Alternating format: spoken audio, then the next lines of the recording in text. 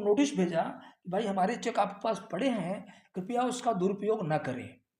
फिर भी उन्होंने उस 40 लाख डिपॉजिट के पेटे दिया हुआ चेक, जिसका मैं 40 लाख रुपए आरटीजीएस से ट्रांसफर कर चुका हूँ, जी।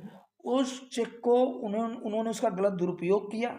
उस हमारे खिलाफ उन्होंने उन्होंने कोर्ट में केस करी कि भाई आपका रेंट बाकी है, हुँ। जबकि समझौता होने के बाद समझौते में सीधा लिखा आपने हुआ है 32,70,000 रुपया अलग-अलग बैंकों से आपने पे कर दिया। जबकि समझौते में सीधे लिखा हुआ है कि इनका 32,70,000 रुपये रेंट निकलता है, और उस समय हमारा लॉकिंग पीरियड पूरा नहीं हुआ था, इसलिए 40 लाख रुपए की डिपॉजिट तो वो सर अपने अभी पास मैं रखे हुए थे। एक एक सवाल मेरे मन में आ रहा है आपकी सारी बातें सुनते हुए कि सर जो आपका सिक्योरिटी डिपॉजिट का लॉकिंग पीरियड था वो 2 साल का यस। था। आपका अनुबंध हुआ 2019 में।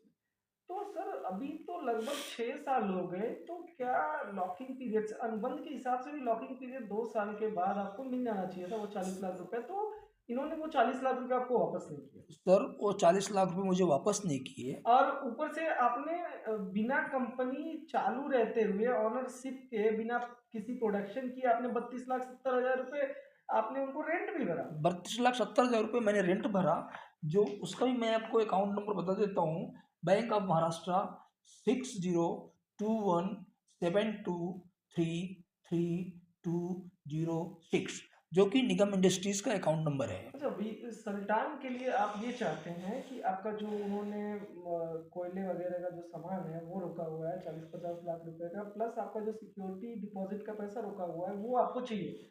तो उस विषय में आपने कौन से पदाधिकारियों को, राजनीतिक पद पर बैठे लोगों को, किसको किसको आपने शिकायतें की हैं? क्या इसका निपटान हुआ है या निपटान क्यों नहीं हो रहा है?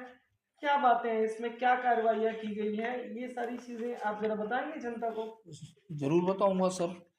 सर एक्चुअल में जब इन्होंने इन्होंने मेरा डिपॉजिट देने के लिए ना बोला, तब से 2019 ख़त्म होने के बाद 2020 से लेकर 2023 तक मैंने सबको एप्लीकेशन भेजा, जिसमें हमारे मुख्य अधिकारी रूप से कौन-कौन है उसमें ज़रा मुख्य बताएँगे? मुख्य रूप से हमारे ऑनरेबल चीफ मिनिस्टर साहब हैं, जी, लॉ मिनिस्टर साहब हैं, जी, डीजीपी गुजरात हैं, जी, एसपी भरूच हैं, जी। और अंकलेश्वर जेडीसी पुलिस स्टेशन है। अच्छा सर, ये जो सारी शिकायतें आपने की हैं, ये लिखित रूप से की हैं, डाक के द्वारा की हैं, मेल के द्वारा की हैं या किसी पोर्टल पर की हैं?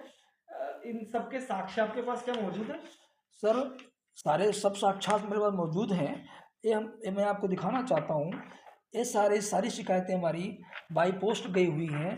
सब उसके स्लिपें ऑलरेडी मेरे पास ओरिजिनल भी पड़ी हुई है, वो सारी उसकी प्रति भी मैं आपको दिखा रहा हूँ। श्रीमान, हम अपने न्यूज़ चैनल के माध्यम से कहना चाहेंगे, आर्थिक रूप से धोखाधड़ी के मामले बहुत सारे गुजरात ही नहीं पूरे भारत देश से पूरे देश भर में आ रहे हैं आर्थिक धोखाधड़ी के मामले, और जगह जगह पे लोग, व्यापारी लोग, गरीब लोग इन सारी चीज़ों से ठगे जा रहे हैं। व्यापार के जैसे कि हमारी सरकार है व्यापार के लिए पूरे भारत को प्रमोट कर रही है, छोटे वर्गों के लोगों को, लघु उद्योगों के लिए, दीर्घ उद्योगों के लिए सरकार विभिन्न प्रकार की सहायताएं प्रदान कर रही है। लेकिन अगर इस प्रकार से किसी व्यापारी को, किसी सच्चे इंसान को ठगा जाएगा तो व्यापार के क्षेत्र में भारत बढ़ोतरी कैसे करेगा? औद्योगिक क्षेत्र में भारत आगे कैसे बढ़ पाएगा? कोई व्यक्ति किस प्रकार से हिम्मत कर पाएगा कि हम व्यापार के बारे में सोचें भी? तो हम अपने न्यूज़ चैनल के माध्यम से इस प्रकार के कई लोगों को, भारत में शोषित सारे व्यापारियों को, छोटे लोगों को जो डेली धोखाधड़ी के शिकार हो रहे हैं, उनको न्याय दिलाने के लिए हम सरकार से गुजारिश करते हैं कि ज़रा इन मामले को गहनता से लिया जाए। और सर से ज़रा एक बार फिर से हम बात करेंगे, आगे की प्रतिक्रियाएं क्या हुई हैं, शिकायतों के बारे में क्या निष्कर्ष आया है, इस बारे में हम फिर से पूछना चाहेंगे। सर अभी तक कोई निष्कर्ष मुझे मिला नहीं है, जबकि हमारे पास प्रमाण मौजूद है। ये हमारे पास जो उन्होंने हमारे चेक का दुरुपयोग करके, और उन्होंने रेंट के आधार पर, रेंट मांगने के आधार पर मेरे ऊपर जो उन्होंने झूठी केस बनाई है, उस केस में सीधे सीधे सामने वाला एक्सेप्ट कर रहा है कि 40 लाख का डिपॉजिट इन्होंने उन्होंने पहले चेक दिया था, उसके बाद स्वेच्छा इन्होंने 40 लाख रुपए हमारे अकाउंट में ट्रांसफ़र किया है, जो इनका उनका खुद का स्टेटमेंट है, मैं आपको ये दिखा रहा हूँ।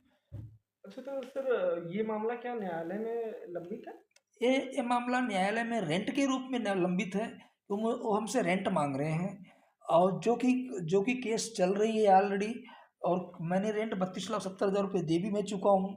परंतु मैं आज आज आपके माध्यम से, मैं रेंट की कोई बात नहीं कर रहा हूँ, आपके माध्यम से मैं 40 लाख रुपीज़ जो हमारा एज ए सिक्योरिटी डिपॉजिट के रूप में रखा हुआ था, जो कि 24 मंथ्स के लॉकिंग पीरियड में था, मैं उसकी मांगनी कर रहा हूँ। और उसके बाद जो इन्होंने कलर केमिकल कोयला 50 लाख रुपए का जो इन्होंने स्वीकार किया हुआ है, वो वो उसका भी उन्हीं का स्टेटमेंट पड़ा हुआ है, आप लोग सब देख सकते हैं। मैं उस 50 लाख की मांगनी कर रहा हूँ। और बाकी रेंट का जो केस है, वो उन्होंने हमारे साथ गलत किया हुआ है, वो न्यायालय में लंबित है, वो न्यायालय देखेगा, वो न्यायालय का सब्जेक्ट है। न्यायालय के ऊपर उंगली उठाना हमारा कोई फर्ज नहीं बनता है, क्योंकि मैं एक भारतीय नागरिक हूँ। भारतीय संविधान के प्रति हमारा आस्था है। पूरी आस्था है, इसलिए मैं न्यायालय के ऊपर कोई टीका टिप्पणी नहीं कर सकता हूँ, ना ही करूँगा।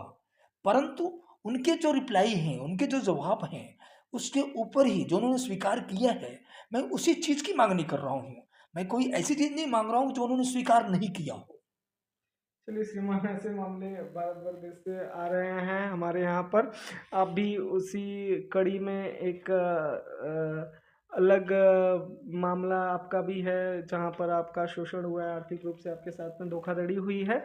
हम भगवान से निवेदन करेंगे और प्रशासन से ये उम्मीद करेंगे कि आपको न्याय मिले।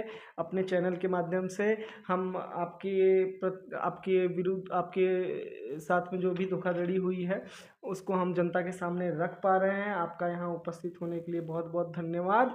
और हम आशा करेंगे कि प्रशासन आपकी पूरी मदद करे, न्यायालय आपके साथ हो, न्यायालय हमेशा सत्य के साथ हो, सत्य की विजय हो। जय हिंद, जय भारत। वंदे मातरम। धन्यवाद।